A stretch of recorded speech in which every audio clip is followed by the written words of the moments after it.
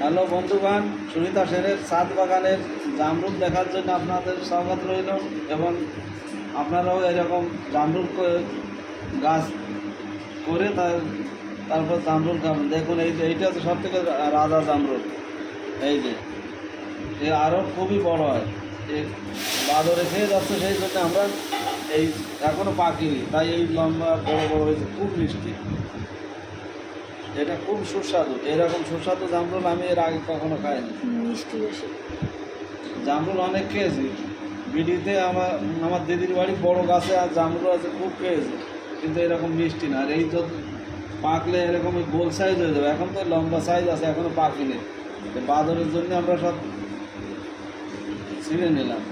রোজ 4-5টা বাদর এনে খেয়ে দেন, ডাল ভেঙে দেন, তারপর পাখিতে খায়। এর ভিতর জল ভরা, খুবই মিষ্টি।